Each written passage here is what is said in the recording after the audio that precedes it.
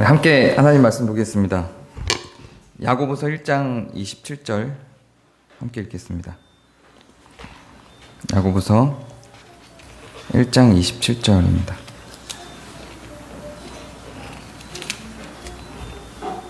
아까 기도자가 기도 중에 이미 낭송을 했던 요절입니다. 네.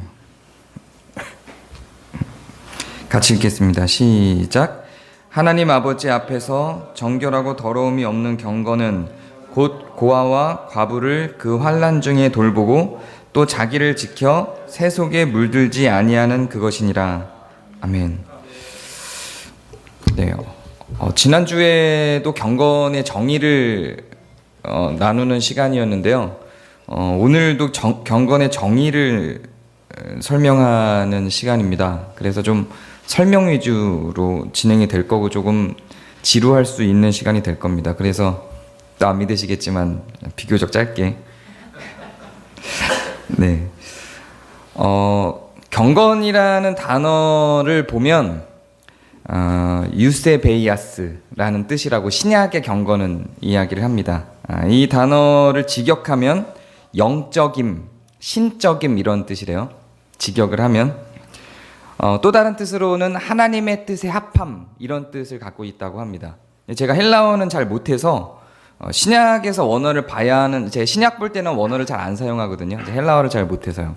근데 히브리어는 제가 좀 잘해요. 그래서 헬라어를 봐야 하는 상황에는 그거를 히브리어를 봐야 조금 이해가 돼서 구약으로 넘어가면 이 경건을 어떻게 쓰고 있는지를 좀 봤습니다. 구약에도 경건이라는 단어가 굉장히 많이 나와요. 신약만큼 나옵니다. 근데 구약에서 나오는 경건이라는 단어는 하시드라고 하는 단어입니다. 굉장히 익숙하게 평범하게 평소에도 사용되는 단어예요. 여러분들도 굉장히 잘 알고 있는 단어입니다. 이 하시드라고 하는 단어의 어원은 헤세드라는 단어입니다. 많이 들어보셨죠? 헤세드라는 단어를 보면 인애 이렇게 많이 번역이 돼요. 인애, 자비, 인자, 불변의 사랑, 영원한 사랑, 하나님의 사랑 이렇게 많이 한국어 사전으로 번역이 되고 그렇게 설명을 합니다. 그런데 사실은 이 헤세드라고 하는 단어가 갖고 있는 진짜 의미는 하나됨이라는 뜻이에요. 놀랍죠? 그래서 이 헤세드라는 단어를 실제로도 많이 사용을 하는 단어예요. 그 히브리인들이 많이 쓰는, 이스라엘 사람들이 지금도 사용을 하는 단어인데 이제 셈족 어들, 아랍 쪽 히브리어를 비롯한 아랍 쪽 어들에서는 나라는 단어를 갖고 있지만 동사를 사용할 때는 그 나라는 단어 앞에 그 동사와 결합된 단어 하나를, 그냥 글자 하나를 붙여요. 그래서 나는 헤세드 한다라고 할 때는 아하세드 이렇게 이야기를 해요. 그리고 나는 너를 헤세드 한다 이렇게 할 때는 아하세드카 이렇게 이야기를 합니다. 그래서 아하세드 이렇게 이야기를 하면 너를 내 안에 담는다 이런 뜻이에요. 그러니까 헤세드라는 의미를 좀 명료하게 설명할 수 있죠. 그냥 우리가 해석을 해서 한국말로 바꿔놓을 때는 인자, 자비, 하나님의 사랑 이런 뜻으로 해석을 하니까 잘 사실은 매칭이 안 되는데 왜 이게 하나됨이라는 뜻이냐면 아세드카 이러면은 너를 내 안에 담는다 이런 뜻이에요. 그럼 너를 내 안에 담으면 하나 되는 의미를 갖게 되죠. 그래서 이게 하나됨이라는 의미를 사용하고 있는 거예요. 어디서 많이 들어본 용어 아닌가요? 너를 내 안에 담는다. 드라마 말고 성경에서 많이 들어봤죠? 어디서 들어봤죠? 요한복음 17장에서 제가 계속 얘기하는 그거잖아요. 아버지요, 아버지가 내 안에, 내가 아버지 안에 있는 것 같이 저들도 우리와 하나 되어 우리 안에 있게 하소서라고 했던 예수님의 기도예요. 그 요한복음 17장에 나왔던 이 표현은 사실은 헤세드라는 단어가 히브리어이기 때문에 헬라어에는 없으니까 이 단어를 직접 사용하지는 않았지만 이 헤세드라는 단어가 갖고 있는 히브리적인 이스라엘적인 정서와 사상을 요한복음 17장에 그대로 표현하고 있다고 저는 생각을 합니다. 그러니까 충분히 헤세드라고 하는 단어를 인자라고 표현할 수 있겠죠. 인애라고 표현할 수 있어요. 너를 내 안에 담는 거니까 우리가 하나 된다라고 하는 의미니까 충분히 인자라는 의미로, 자비라는 의미로, 그의 어떠함과 상관없이 그를 내 안에 끌어안는다라는 의미니까 충분히 자비라는 의미로 사용할 수도 있겠죠. 그리고 불변의 사랑이라고도 이야기할 수 있을 거예요. 그의 조건, 상대방의 조건에 의해서 좌우되는 것이 아니라 그가 내 안에 있게 한다는 이야기를 담고 있는 사랑의 내용이기 때문에 불변의 사랑이라는 해석을 한 것도 일면 맞는 부분이 있는 것 같아요. 영원한 사랑이라고 표현한 것도 그런 의미일 것이고, 이걸 하나님의 사랑이라고 해석해 놓은 것도 그런 의미일 것입니다. 그러나 원어의 깊은 의미를 간다면 하나됨이라고 하는 것을 기억하는 것이 훨씬 더 좋습니다. 이 하시드, 이제 헤세드를 접고요. 그 헤세드로부터, 헤세드라는 말은 그렇게 하나됨이라는 의미인데, 그 헤세드라는 말을 어원 삼아서 하시드라는 말이 나오는데, 이 하시드라는 말은 경건이라는 뜻이에요. 그런데 하나됨이라는 말과 경건이라는 말이 같은 단어를 사용하고 있다는 거예요. 놀랍죠? 경건은 그러면 뭔가와 하나 된다는 의미를 갖고 있다는 의미죠. 그렇게 연결이 되죠? 그래서 이 하시드라는 단어가 경건이라는 말로만 쓰이는 게 아니라, 이게 일반 명사로 쓰일 때는 경건이라고 쓰이는데 고유명사로 쓰일 때는 대제사장이라는 의미로 사용이 됩니다. 이것도 신기하죠? 하시드가 고유명사로, 소위 우리가 말하는 그 대문자화된 고유명사로 사용이 될 때는 이게 대제사장이라는 의미로 사용이 돼요. 경건이라는 말이 원래 하나됨이라는 의미에서 나온 건데, 그 하나됨이라는 의미를 갖고 있는 단어가 경건이라고 쓰이면서 이게 대제사장이라는 의미로도 쓰여요. 왜 그럴까요? 뭐하고 하나 된다는 의미이기 때문에 이게 대제사장이라는 의미를 갖고 있을까요? 자연스러운 결론이 나오죠. 하나님과 하나 된다는 의미를 갖고 있기 때문에 이 하시드라는 말이 대제사장이라는 의미로도 사용이 되는 겁니다. 원형으로만 사용하면 이 하나가 되는 절대적 사랑을 의미하는 게 맞는데, 이렇게 많은 변형들이 나와서 경건으로도 대제사장으로도 하나 된다라는 의미로도 사용이 됩니다. 그래서 영어로 이 원어를 번역하는 사람들이 이 단어를 뭘로 번역하냐면 godliness, godliness, 하나님 같아짐, 하나님이 됨이라는 단어로 해석을 하는 거예요. 놀라운 해석이죠. 적절한 해석이라고 저는 생각합니다. 매우 잘 번역하는 것이라고 생각해요. 이것을 신적임, 영적임이라고 번역하기도 하지만, 저는 그냥 영적임 그러면 지금 우리 문화권에서는 이미 영적이다 그러면 하나님 같다는 느낌보다 그냥 인간인 우리가, 죄인된 인간인 우리가 그냥 어떤 영적인 활동을 할 때 영적이다 이런 느낌으로 받아들여져요. 기도를 하거나 찬양을 하거나 이런 것들을 가지고 영적이다, 우리는 이런 식으로 받아들이게 되죠. 그런데 그런 말이 아니라 이 가들리네스는 단지 영적임, 이 하시드는 단지 영적인 이런 내용이 아니라 신적임에 가까운 거예요. 신적인 것과 영적인 것은 사실 우리나라 말로 생각해 볼 때는 굉장히 많이 큰 차이를 갖게 되죠. 영적인 그러면 전혀 오만방자한 느낌이 안 들죠. 놀라운 느낌이 안 들어요. 그냥 자연스러워요. 신앙인들은 누구나 영적이라고 말할 수 있을 것 같아요. 근데 신적이다 이러면 이게 뭐야, 무당이야? 이런 느낌이 들죠. 하나님 같아진다 이러면 뭔가 이단 같은 느낌도 들고 하나님 앞에서 굉장히 오만방자한 말을 하는 것 같죠. 그런데 성경이 그렇게 이야기를 하는 거예요. 가들리네스라는 이 표현 속에, 하시드라는 이 표현 속에, 아니 우리말로 경건이라는 이 단어 속에 하나님 같음이라는 의미가 있는 거예요. 우리가 하나님 같기 위해서는, 즉 우리가 경건하게 살 때 우리는 하나님 같다라고 성경이 이야기를 하고 있는 겁니다. 예수님께서 우리에게 설명을 하실 때 성경의 신약에서 뭐라고 이야기하고 있냐면, 구약에 있는 이사야의 말씀을 빌어서 하나님께서 너희들에게 신과 같다, 신이다라고 이야기를 하지 아니하였느냐라고 말을 했다고 지난주에 제가 설교를 했고, 그 전에도 이걸 주제로 한번 설교한 적이 있죠. 예수님의 말씀이에요. 구약에도 이 표현이 있어요. 우리에게 하나님께서 너희는 신이라고 이야기를 했다는 거예요. 그게 바로 이 내용 때문에 그래요. 하시드라는 단어 때문에, 헤세드라는 단어 때문에 그런 겁니다. 다른 측면에서 우리가 기대하는 바 신과 같은 물질적 권능을 갖고 이야기하는 게 아니라는 거예요. 날아다니는 것 같은 우리가 갖지 못하는 어떤 능력에 대해서 이야기하는 게 아니라는 거예요. 파도를 일으키고 바다를 가르고 하는 이런 능력에 있어서 너희가 신이라고 이야기를 한 게 아니라 바로 이것, 경건이라는 측면에 있어서 너희가 신이라고 이야기를 했다는 겁니다.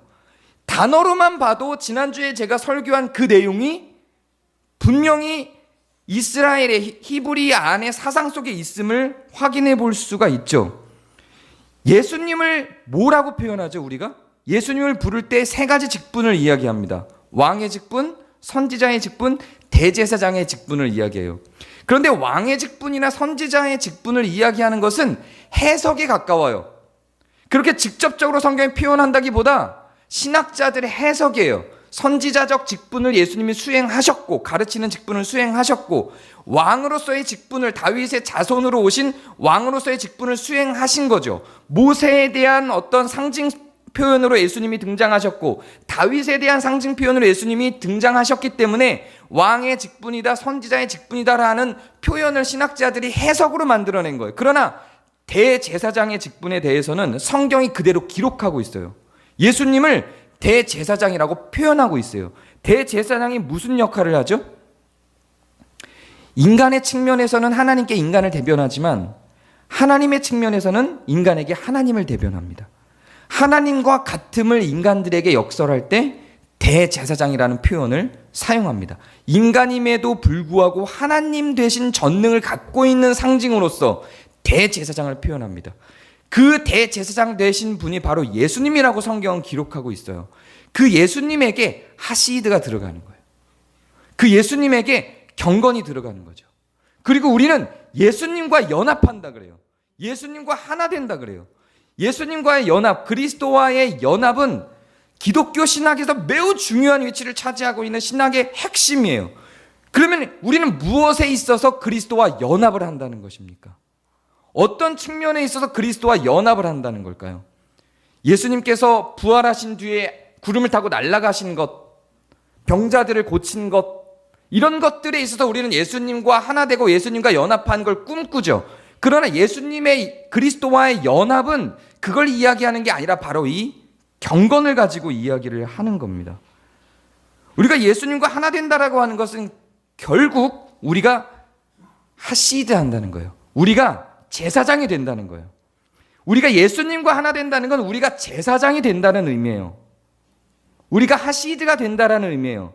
우리가 예수님과 하나 된다라고 하는 의미는 우리가 하시드 된다는 것, 곧 우리가 경건한 자가 된다는 거예요. 용어로만 풀어봐도 충분히 예수님이 왜 우리에게 신이라고 말씀하셨는지를 이해할 수가 있죠. 실제로 조금 더 재밌는 어원 하나를 알려드릴게요. 성도라는 단어가 신약에만 나오는 게 아니라 구약에도 나옵니다.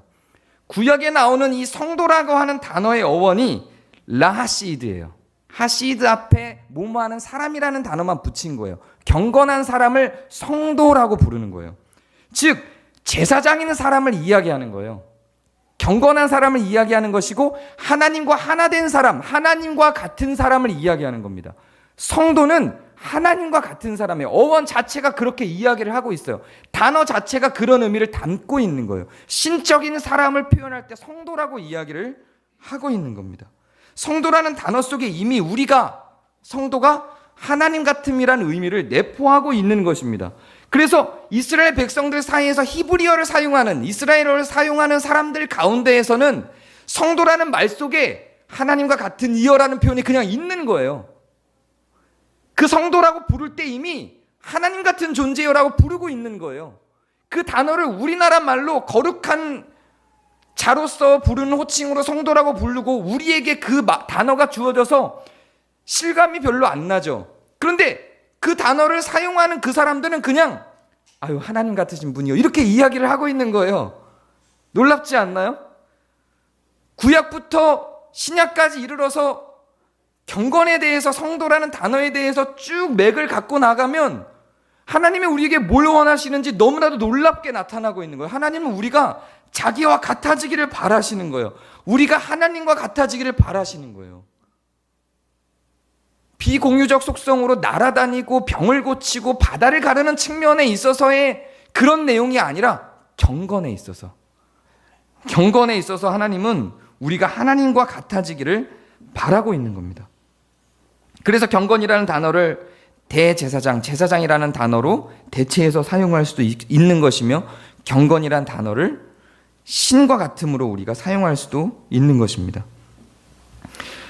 이제 오늘 우리가 읽은 본문으로 돌아오면요, 놀랍게도 다른 모든 곳에서는 경건이라는 단어, 한국말로 경건이라고 돼 있는 거를 다 찾아보면 전부 다 이 하시드라고 표현하든지 처음에 얘기했던 유세베이아스라는 표현을 사용해요. 둘 다 신적임, 하나님과 같음, 이런 의미를 담고 있죠.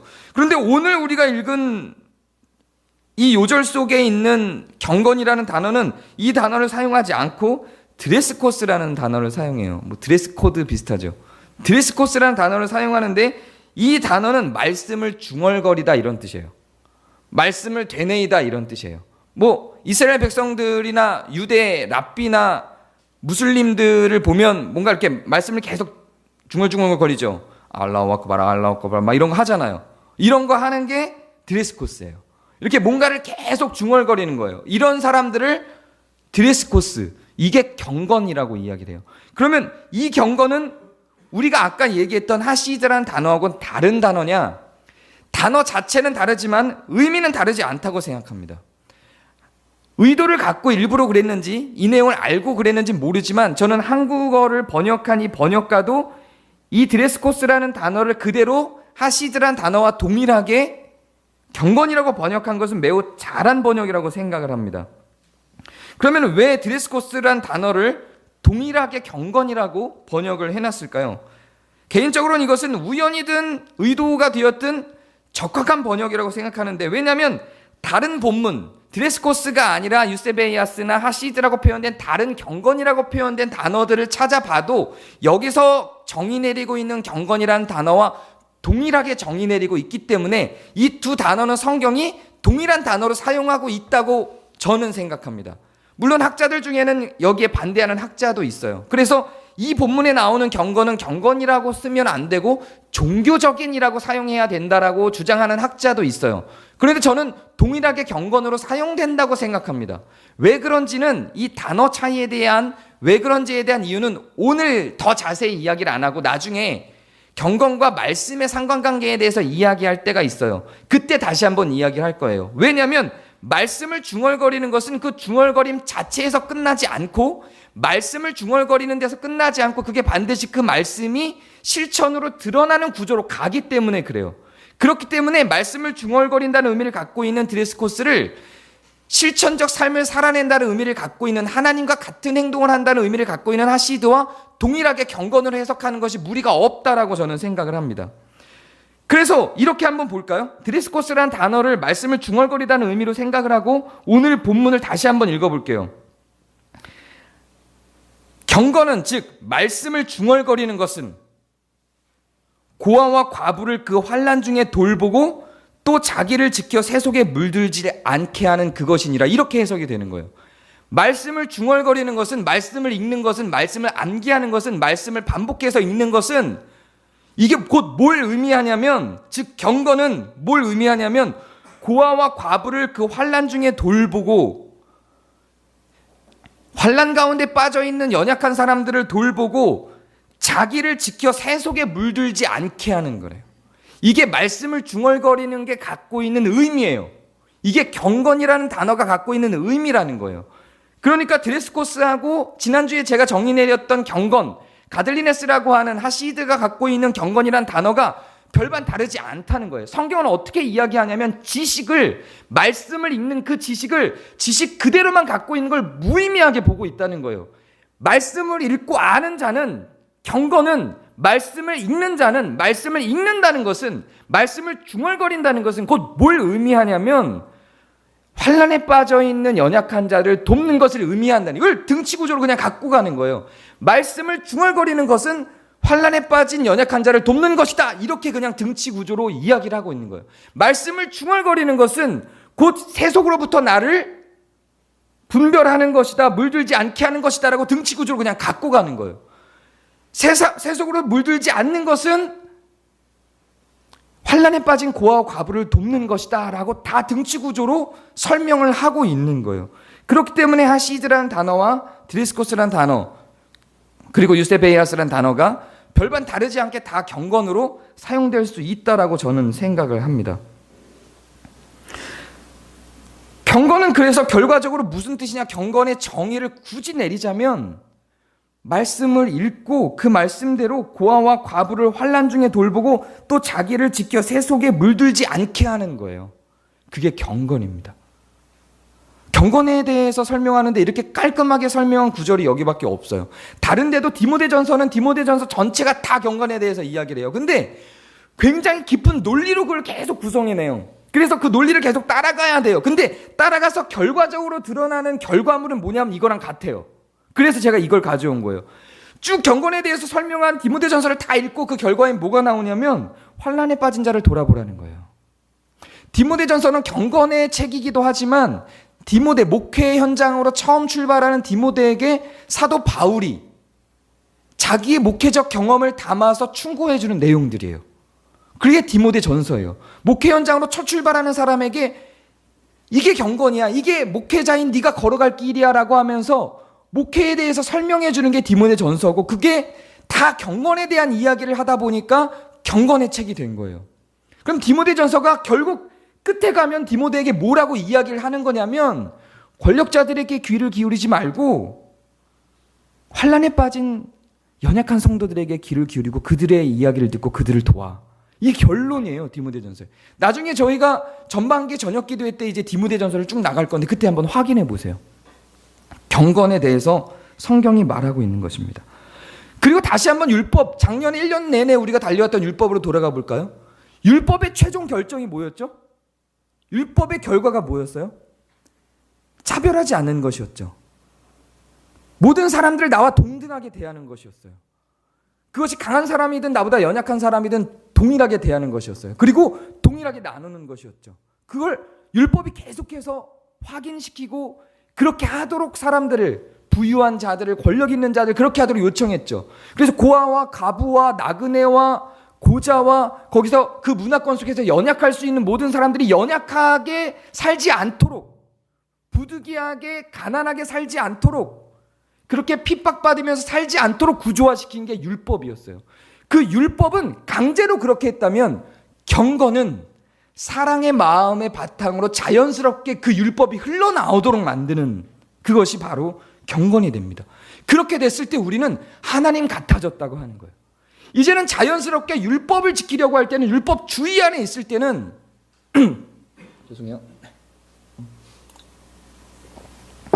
율법 주의 안에 있을 때는 우리가 그걸 억지로 해야 됐어요. 하기 싫은데 그게 나한테 스트레스를 줬어요. 근데 경건의 훈련을 받아 경건의 길을 가고 경건해진 자들은, 경건한 자로 부름을 붙는, 즉 성도라 불리는 자들은 우리 마음에서 흘러나오는 그 행동들, 우리의 소원함, 성경은 소원함이라고 표현하죠. 우리 마음 가운데 있는 소원함에 흘러나가서 하는 그 행동들이 곧 율법이 지시하고 있는 행동으로 가는 거예요. 그게 경건인 거예요. 그래서 자연스럽게 우리의 마음에서 환난 가운데 빠진 자들을 돌아보고 세속과 하나님의 됨을 분별하여 세속에 물들지 않고 하나님 됨 안에 머무를 수 있는 것, 그것을 경건이라고 이야기를 하는 것입니다. 물론 우리가 조심해서 생각해야 될 것은 경건은 죄송합니다. 구원의 조건이 아니에요. 이거는 착각하면 안 돼요. 이게 구원의 조건이 되는 순간 우리는 율법주의로 가는 거예요. 이게 구원의 조건이 되면 하기 싫어도 구원을 받기 위해서 억지로 해야 되는 거죠. 그런 구조로 가면 율법주의로, 구약시대로 돌아가 버리는 거예요. 그런 게 아니라 경건은 구원의 조건이 아니고 구원의 증거예요. 구원받은 자들에게서 나타나는 거예요. 우리 안에 성령으로 말미암아 우리가 자연스럽게 경건한 삶을 살아가게 되는 거예요. 자연스럽게 우리는 우리 안에 역동하고 있는 성령의 움직임으로 자연스럽게 환난 가운데 빠진 자들에게 눈이 돌아가는 거죠. 구원의 증거로 나타나는 것이며, 이 경건은 곧 구원의 과정이고 구원 그 자체이기도 한 겁니다. 내가 경건한 사람인가 하는 것을 돌아보는 데는 이걸 돌아보면 돼요. 내 시각이 어디 있는가? 권력자들에게 빌붙어서 그 권력의 녹을 먹고 살기를 바라는데 내 시야가 있는가? 환난 가운데 빠진 자들의 눈이 돌아가 내 마음이 그 가운데로 향하고 있는가? 여기에 내가 경건한 자인가를 확인할 수 있는 기준이 있어요. 그걸 경건이라고 성경이 이야기를 하니까요.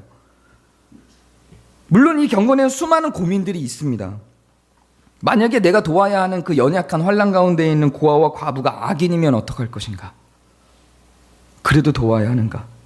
그래도 악한 사람인데도 불구하고 연약하다라는 환난 가운데 있다라는 이유로 내 마음이 동해야만 하는가? 그러면 돌본다면 어떻게 돌봐야만 하는가? 돈을 줘야 되는가? 마음을 나눠야 되는가? 복음을 전하는 걸 의미하는 것인가? 물질을 나누는 것을 의미하는 것인가? 천국을 소개하는 것인가? 예수님을 소개하는 것인가? 빵을 줘야 되는 것인가?